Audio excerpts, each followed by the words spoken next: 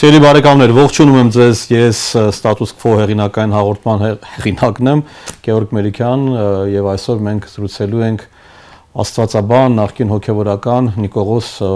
Հովհաննիսյանի հետ։ Նիկողոս, ողջունում եմ ձեզ։ Առաջին անգամ եք մեր տաղավարում, ընդհանրապես առաջին անգամ առիթ ունեմ ձեզ հետ այսպես ոչ թե ընկերական, այլ ավելի այսպես աշխատանքային ձևաչափում զրուցել։ Այսօրվա թեման կլինի եկեղեցին, եկեղեցու դեմ մստից այդ գրողները, արշավը, որը սկսել է եւ կարծեք չի ավարտվում։ Հիմա եկել ենք մի ինչ-որ մի կետի, որտեղ Ամենայն հայոց կաթողիկոսը որոշել է եպիսկոպոսած ժողով անցկացնել Հայաստանից դուրս, եթե չեմ սխալվում, Ավստրիայում։ Այո։ Սանկտ Պյոլտեն քաղաքում։ Որտեղ։ Սանկտ Պյոլտեն։ Okay, հիմա սա առաջացրել է որոշակի ինչ-որ անհասկանալիություն, այսինքն մարդիկ ուզում են իսկ ինչու այնտեղ արդյոք վախենում այստեղ անցկացնել, բ արդյոք սա կլինի ազդեցիկ եւ ի վերջո ինչ է տալու այդ ժողովը։ Ես կուզեի որ դուք անդրադառնաք։ Տեսեք, Մայրաթորի պարագային վախենալ բառը մի քիչ տեղին չի օգտագործել, որովհետեւ վախենալ մի քիչ այլ իմաստ ունի, բայց զգուշավորություն ամեն դեպքում պետք է։ Ես կարծում եմ, որ եւ Մայրաթորն էլ դա հաստատեց, որ Հայաստանից դուրս կազմակերպել եպիսկոպոսական ժողովը ամբողջ իմաստը խուսափելն է եպիսկոպոսների վրա ճնշումներից, այսինքն եկող եպիսկոպոսների վրա։ Հաշվի առնելով այն հանգամանքները, որ վերջին մի քանի ամիսների ընթացքում, մոտավորապես 8-9 ամիսների ընթացքում կալանավորվեցին 4 եպիսկոպոս, արքեպիսկոպոս, եւ շատ շատերն էլ ճնշման տակ են, վեհապարի հետ կապված տարբեր տեսակի ճնշումներ են գործադրվում, Մայրաթորի նկատմամբ տարբեր տեսակի ճնշումներ են գործադրվում, հետեւաբար նմանատիպ հանգամանքներից խուսափելու համար վեհապարը եւ այսինքն Մայրաթորը որոշում կայացրեց եպիսկոպոսական ժողովը անցկացնել Հայաստանից դուրս, տվյալ դեպքում Ավստրիայից։ Ամեն դեպքում վախ բառը գիտեք ինչ օգտագործեցի, ոչ թե եկեղեցու նկատմամբ, այլ այն առումով, որ էլի մարդիկ ասում են, որ հնարավոր է որոշ եպիսկոպոսներ եթե ժամանեն Հայաստան, ապա նրանց ուղղակի ձերբակալել։ Այո, նման խնդիր կա։ Նմանատիպ խնդիր կա եւ այսինքն ամեն ինչ սпасելի է այս մարդկանցից, որովհետեւ չենք կարող բացառել։ Եթե այսօր 4 արքեպիսկոպոս բանտում են, կալանքի տակ են, կալանավորված են, բնականաբար շատ հնարավոր է, որ էլի կալանավորվեն կամ ասենք օրինակ կանչվեն հարցաքննության, փորձեն ամեն կերպ տապալել եպիսկոպոսական ժողովը։ Եվ ինչքան դա կարող է տվել անդադար չեն կարող իրենք դրսում լինել, այսինքն չպետք է խուսափեն Հայաստանի ներսում խնդիրներ լուծելու եւ վերջո եթե այնտեղ որոշումը կայացի եւ կուզեի որ մենք անդրադառնանք ինչ են ի վերջո որոշելուց ձեզ, արդյոք հնարավոր է անընդհատ դրսում անել դա, ինչեւ երբ։ Ես չեմ կարծում, որ անընդհատ դրսում կարվի եպիսկոպոսական ժողովները, բայց այնուամենայնիվ մենք ունենք նախադեպ կոմունիստական ժամանակներից դեռ, երբ որ Վազգեն առաջին կաթողիկոսը իր որոշումով եւ Մայրաթորի որոշումով եպիսկոպոսական ժողովը կազմակերպեց Կահիրեում, Եգիպտոսում 1956 թվականին։ Հետևաբար սա կարող է լինել այն առիթը, որ էլի եպիսկոպոսական ժողովը կազմակերպի Հայաստանից դուրս, բայց այնուամենայնիվ կգա մի պահ, որ ամեն ինչ կհանդարտվի առաջաստված տեսնենք։ Եվ մնացած արդեն Մայրաթորը կանցնի իր բնականon հունին։ Կարծում եք, որ իշխանությունները այդպես հանգիստ ձեռ կքաշեն այս թեմայից։ Չեմ կարծում, որ որևէ հանգստություն կա, որևէ հանգիստ ձեռ քաշելու խնդիր կա, բնականաբար շարունակվելու են ճնշումները։ Ես նույնիսկ մտածում եմ, որ այս ընթացքում են շարունակվելու, որովհետեւ չկայան այդ ժողովը։ Նույնիսկ ժողովը երբ է կանալու փետրվարի մեջ։ Փետրվարի 16-ից 19 դեռ բավականին ժամանակ կա, տեսնենք։ Ես հնարավոր համարում եմ, որ մինչև ինչպես նաև ասենք, արդեն դեր մտահոգություն հայտնեցիք, որ մինչև այդ իրենք կարող են խափանել ուղղակի, այսինքն նորից արշավ լինի Մայրաթորի դեմ։ Մայրաթորի դեմ արշավ չեմ կարծում։ Ֆիզիկական նկատում եմ, բայց ֆիզիկական, հա, կարող են ինչ-որ մարդկանց նորից կանչել հարցաքննության արգելքներ ստեղծել։ Ես իմացա, որ որոշ ժամանակ առաջ արգելվել է Վրաստանի թեմի առաջնորդ Կիրակոս Սրբազանին մուտք գործել Հայաստան, ախր քալակից կարծեմ հետ են դարձրել, որպեսզի բանով չէ, ուժայիներով չէ, ուղղակի Սահմանի վրա։ խորհուրդ են տվել, խորհուրդ են տվել։ Այսինքն իսկապես կա նման մտահոգություն, որ մարդիկ եթե փորձեն գալ Հայաստան, իրենց պարզապես կարող է չձերբակալեն, բայց ասեն հետ գնաց։ Այո։ Ուղղակի թույլ չտան ներս մտնել եւ չկանա այդ ժողովը փաստացի։ Դա համար որոշվեց, որ այսպես, բայց այնուամենայնիվ ես կարծում եմ, որ էլի խնդիրներ առաջացնելու են։ Եվ գնալու եւ վերադառնալու։ Կարող է վերադառնան ու էլի չթողնեն։ Ամեն ինչ հնարավոր է։ Ինչպես մենք հասանք այս իրավիճակին եւ ինչու որոշ եպիսկոպոսներ, թվով կարծեմ 11 եւ որոշ քահանաներ 10 եպիսկոպոս 10 եպիսկոպոս, 11-րդը դուրս եկավ, թե 10-ն են սկզբից։ 10-ն։ Եվ որոշ քահանաներ, ինչ որ ես նկատեցի, որ անգամ քահանաները, որոնց ես ճանաչում եմ, շատ զարմացա, ճիշտն ասած, ես չէի սպասում որոշ քահանաների կողմից, որ իրենք կմիանան այդ այսպես կոչված բարեկարգման, բարենորոգման, չգիտեմ, նայեք, ի սկզբանե ամեն ինչ սկսվեց մայիս ամսին։ Դեռ այսինքն սկսվել էր 2018-ին,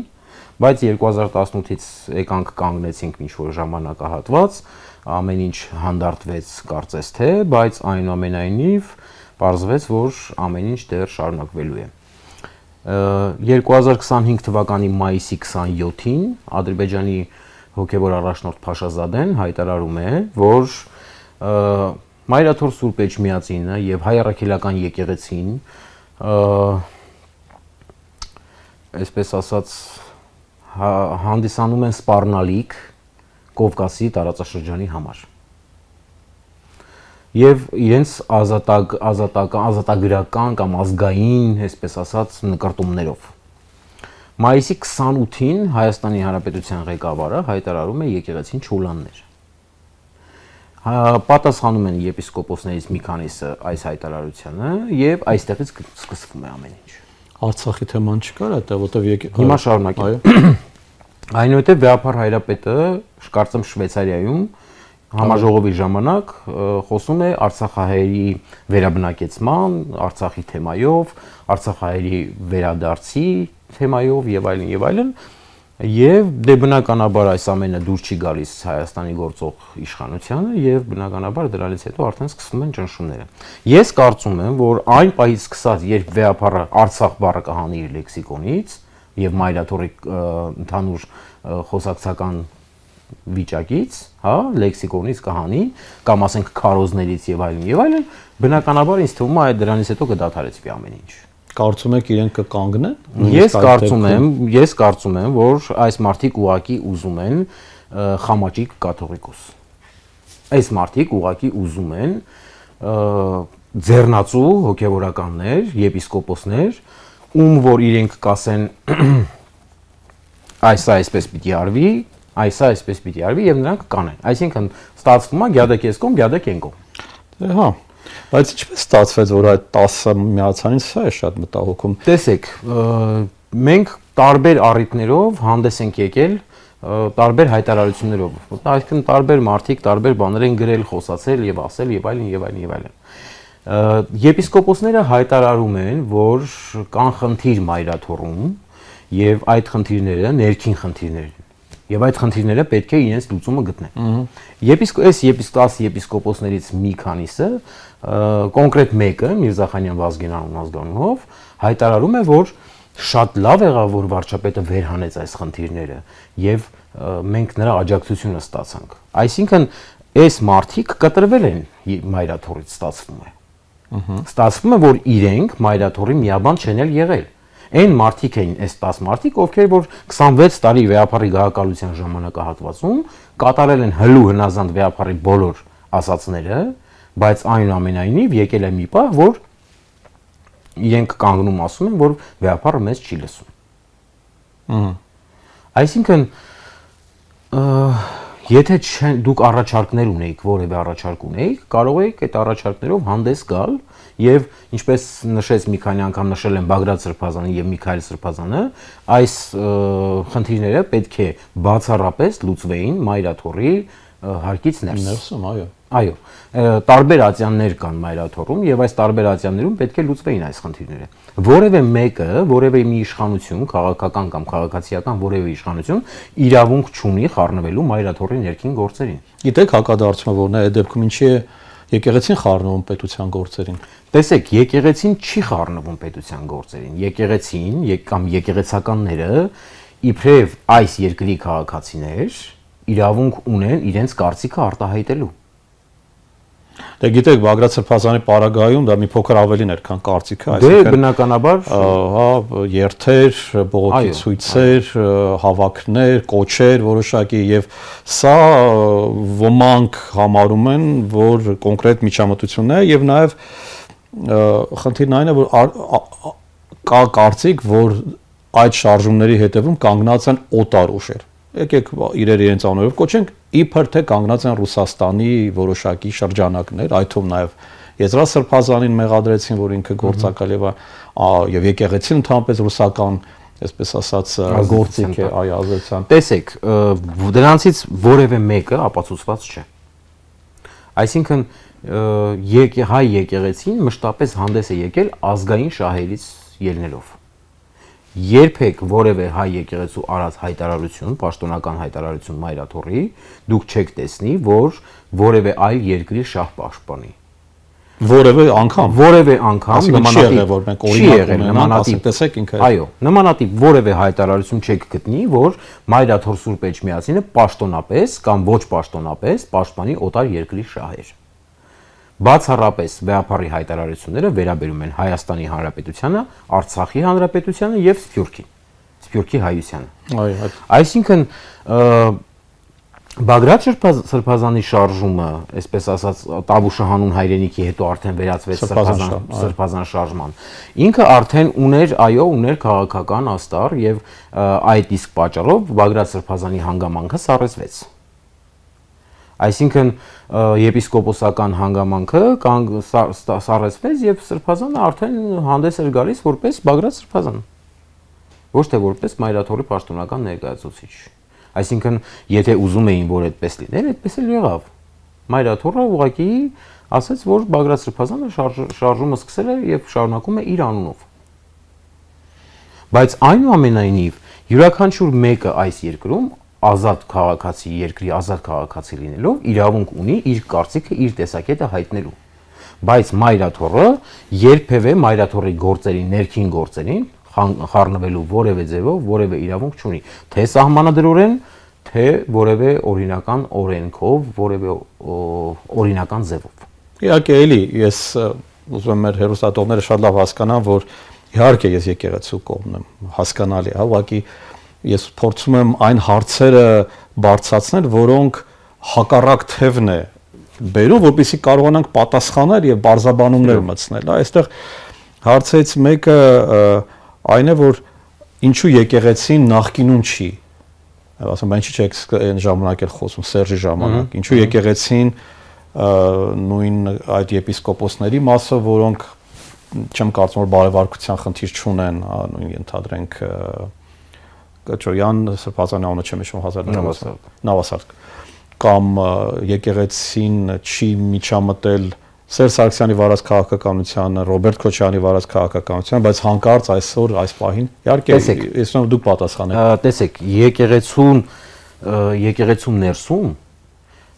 բարենորոգում կամ բարեկարգություն եւ այլն միշտ կարիքը կա, միշտ։ Եվ շատ-շատերը, այդ թվում նաև 10 եպիսկոպոսները, այդ թվում նաև էլի հոգևորականներ բնականաբար կարող ունեն ինչ-որ խնդիրներ, կարող ունեն ինչ-որ հարցեր, անձնական բնույթի կոմպրոմատներ եւ այլն։ Բայց այնուամենայնիվ, թեկուզ նախկին իշխանությունների օրոք որևէ մեկին չի հետաքրքրել որևէ հոգևորականի անկողինը։ Այսօր այս մարդկանց բացառապես հետաքրքրում է, թե ով ում հետ է քնում, ով ում հետ է արթնանում եւ ինչու է անում այդ ամեն ինչը։ Իհարկե մենք հասկանում ենք, որ դա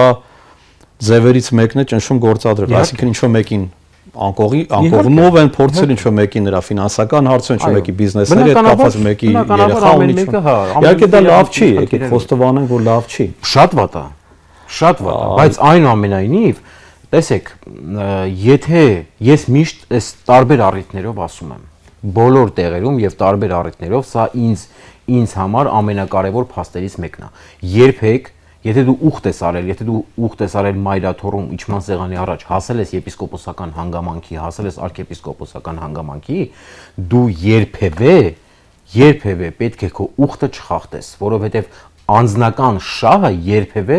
վերջ պետք է դասես մայրաթոռի շահից։ Եթե դու հասել ես դրան, որևէ մեկը չպետք է դասի։ Հայրենիք եւ մայրաթոռ Սուրբ Էջմիածին եկեղեցի, հայ առաքելական եկեղեցի, բայց եպիսկոպոսը առավել եւս։ Ինչ ճնշումներ ուզում ա լինեն, ինչ քաղաքական առաջնորդ ուզում է լինել երկրի, ով ուզում է լինել։ Եթե դու հասել ես եպիսկոպոսական հանգամանքի եւ որևէ ձևով ոչ երկրի ղեկավարն է իրավասու քեզ մեղադրել որևէ բանում, ոչ էլ որևէ մեկը։ Այսինքն ինչ է նշանակում կամ այդ եպիսկոպոսներից մեկը հայտարարում էր, որ տպավորված է, որ երկրի ղեկավարը ասել է, թե մենք Քրիստոսին մենակ ենք թողել։ Սա եպիսկոպոսի ասած արտահայտություն է, ո՞նց կարող է եպիսկոպոսը նմանատիպ հիմարությունից տպավորվի։ Այսինքն չի կարող sense բան լինել։ Կամ ինչ է նշանակում, այսքան ժամանակ այո հայ առաքելական եկեղեցին չէր քարոզում Քրիստոսին եւ Քրիստոս կարծես թե բանտարկված էր խորվիրապում։ Ես նմանատիպ մտքեր կարդում լսում եմ, ուղեղը սկսում է կամաց մայրաթոռը թերացել, ուրեմն ճեմարանը թերացել, ուրեմն մարդիկ հայ աստվածաբանություն չգիտեն պարզապես։ Եղբայր, եթե դու հասել ես եպիսկոպոսական աստիճանի, դու եղել ես վիրահայոց թեմի առաջնորդ, դու եղել ես հիմա էլ ոչ բարով բալթյան երկրների առաջնորդ ես։ Այսինքն քո սարգսակ սկսած ժամանակվանից մինչև եպիսկոպոս այս ժամանակահատվածը դու ոչ մի բան չես արել, մի հոգևորական էլ դու էիր, ազատ էիր Քրիստոսին խորվիրապի բանտարկությունից։ Քարոզ էիր։ Բայց Քրիստոս երբեք խորվիրապում չի եղել։ Ես իր հիմար միտքն եմ շարունակում, հազար ներողություն իհարկե։ Լուսավորիչն է եղել եւ չէ, ինքը լրիվ ուրիշ բանով էր ասում, մտքով էր ասում, բայց այնուամենայնիվ լավա չի ասում հարություն չի արել։ Այո, բայց այնուամենայնիվ ամեն մեկը մի թեմի առաջնորդ եք։ Հիմա այդ ձեր կներեք, այդ ձեր թեմերում, եթե քրիստոնեությունը կամ հայ առաքելական եկեղեցին լավ քարոզ չի արել, ուրեմն դուք եք մեղավոր։ Դուք եք թեմի առաջնորդը։ Իհարկե ինքը կասի ղեկավարն է մեղավոր, մեզ չեն թողել, սա չի կարող նմանատիպ միանշանակ բաներ կարող են ասել։ Այստեղ իհարկե խնդիրը ավելի խորն է, որովհետև այն որ հոգևորականները ցավոք տարիների ընթացքում տարբեր պատճառներով միշտ չէ որ իրենց կարգի մեջ են մնացել եւ շատ հաճախ վերածվել են ծիսակատար քահանաների կամ ինչ որ այդպես ավելի շատ բյուրոկրատական, նա եկեղեցու հատվածի, ոչ թե իրական քարոզողներ, իրական քրիստոնեություն բերողներ, սկսած մկրտության խորհրդից վերջացած այնտեղ պսակի արարողությունը, որը ըստ էության ավելի շատ դարձել են ծեսեր, քան թե խորհրդապաշտական ինչ որ երևույթներ։ Բայց հարցը հենց սա է, որ ինչպես է կարողանում իշխանությունը այս խոցելիությունները վերածել զենքի եւ ճնշման գործիքի։ Տեսեք, յուրաքանչյուր մարդ ունի մարդկային թուլություն։ Ուզում է լինել հոգևորական, ուզում է լինել բժիշկ, ուզում է լինի, չգիտեմ, պատշար, յուրաքանչյուր մեկը, պրարապ, ամեն մեկը ունի իր մարդկային թուլությունները։ Մեկի կատարյալ չի։ Մեկի թուլությունը իր անձնական կյանքն է, մեկի թույլ կողմը իր ֆինանսական կյանքն է, ֆինանսական գործունեությունն է, մյուսինը ընտանեկան թույլ կյանքն է, որը որ պետք է չլիներ։ Ամեն մեկը ունի իր թույլ կողմը։ Եվ երբևէ, քանի որ որևէ ղեկավար, մեր երկրի որևէ ղեկավար չի խառնվել այդ գործերին եւ որևէ մեկին չի հետաքրքրել որևէ եպիսկոպոսի անձնական կյանքը, դրա համար միշտ այսպես ժողովրդական լեզվով ասած արխային ընկած ապրել են։ Հիմա այս մարդն էլ եկել է ասել անգեր, ունեք դուք խնդիր։ Մենք կարող ենք այդ ձեր խնդիրը կոծկել, բայց դուք պետք է դավաճանեք մայրաթոռը։ Դա գլոբալ առումով KGB-ական մոտեցում է, մաքուր ռուսական, սովետական, այդպես բնականաբար։ Այսինքն եւ այս մարդիկ էլ ուր են այդ մարդիկ հիմա։ 10 օրը մեկ մի հատ հայտարարություն են անում ու ոչ միտեղ ոչ մի բան չի ասում։ Երկու եպիսկոպոս են երևում, խոսում, իսկ ինչ վերաբերում է այն քահանաներին, ովքեր որ միացան այս շարժմանը կամ բարենորոգման այդ իրենց ծրագրին, ես իսկապես խորապես ցավում եմ այդ հոգևորականների համար, ես էլ շատերին ճանաչում եմ, շատերի հետ մտերիմ եմ եղել ժամանակին, հիմա էլ վատ հարաբերություններ չունեմ, բայց այնուամենայնիվ ես կարծում եմ, որ նրանցից շատերն էլ իրենց, այսպես ասած, առաջնորդին կուլ գնալով բնականաբար կայացրել են նմանատիպ որոշում։ Ես իրենցից մի 2-3 հետ խոսել եմ, իրենք էլ ասել են, որտեղ որ մեր առաջնորդն է, այնտեղ էլ մենք կլինենք, բայց իրենք մի կարևոր հանգամանք չեն հասկանում, որ իրենց առաջնորդը վեհապար հայրապետն է։ Որովհետև թեմի առաջնորդը այսօր կարող է թեմի առաջնորդ լինել, վաղը ոչ։ Մասիացոտը ձեզ օրինակ։ Այն որ եկեղեցականները չեն ընդունում այլևս կաթողիկոսի որոշումները, սա ինչպես կանդրադառնա ընթացքի վրա, այսինքն ասում եմ մենք չենք ենթարկվում, սա հոգևոր առումով ինչ աննախադեպ բան է։ Դա հոգևոր առումով տգիտություն է, որովհետև կաթողիկոսը ամենայն հայոց կաթողիկոսն է, որևէ ձևով որևէ մեկը ինչի է բավարար որ իրենց օծում էր քահանա ընդունում էին։ Հա, այդ ժամանակ ընդունելի էր, հիմա որ ասում է կարգալուծեք ընդունելի չի։ Այսինքն այդ ոնց է ստացվում, որ այստեղ մի շատ կարևոր եւ շատ ցավալի դեպք կա։ Եթե տվյալ հոգևորականները եպիսկոպոսները չեն ընդունում վեհապար հայրապետին, որպես վեհապար հայրապետ, եւ ասում են, որ նա խախտել է կանոնները եւ նաեւ երկրի ղեկավարն է ասում, որ նա խախտել է կանոնները ի սկզբանե եւ պետք էր որ նա ի սկզբանե չլիներ եւ այլն եւ այլն, այսինքն բերում են մի շատ վատ հանգամանք, որ վեհապարի օծած օրհնած մերոնը, այսինքն եթե կաթողիկոսին չեն ընդունում, բնականաբար իր արած գործերն չեն ընդունում, բայց 26 տարի իր օրհնած մերոնով մկրտվում են մարդիկ։ Այդվում եւ քահանաներ են այդվում օծվում են քահանաներ, եկեղեցիներ։ Այդ նույն եպիսկոպոսներից եւ քահանաներից 90%-ը օծվել են վեհապարի ձեռամբ։ Այսինքն ձեր օծումը անբավեր է։ Այս շիլափլավ, այս խառնաշփոթը սա մի, այսպես ասած, վակխանալիա է։ Դա քաոս է վերածվում։ Այսա եկեղեցուն ամեն դեպքում ընդունենք, որ վնասում է։ Իհարկե վնաս է։ Որքան էլ մենք իհարկե ասում ենք, որ սա ուժեղացման գործընթաց է, հույս ունենք, որ ինքնամաքրման, նաև ինքնամաքրման, հասկանում ենք, որ սա բավականին վնասել է։ Յուրաքանչյուր ինքնամաքրում զոհողություն է պահանջում։ Դիգոս իսկ ինչ է կարծում, քանի որ նման գործընթացներ պլյուս մինուս եղել են նաև տարբեր երկրներում, այսինքն այդ աշխարհիկացումը, այսպես ասեմ, հա, պետությունների ավելի աշխարհիկացումը բերել է եկեղեցիների կամ ընդհանրապես հոգևոր կրոնական կառույցների որոշակի մարգինալացման։ Ինչ որ առումով բնական ճանապարհ, այսինքն հեղափոխություններ են եղել, ենթադրենք թագավորներն են գահընկեցարել, եկեղեցուն են ուղակի առանձնացել նույն կաթոլիկ եկեղեցին, արդյոք սա այդ process-ի սկիզբն է, որ եկեղեցին այլևս չունենա այն դերակատարությունը, թե ամեն դեպքում այստեղ ավելի շատ քաղաքական թաքնված օրակարգ կա։ Ինչպես որ դուք նշեցիք, նաև ինչ որ առումով ադրբեջանական։ Տեսեք, որ քաղաքականը կա, դա միանշանակ է։ Միանշանակ է։ Դա ելի եմ կրկնում։ Այս մարդկանց պետք է ձեռնացու կաթողիկոս, որպեսզի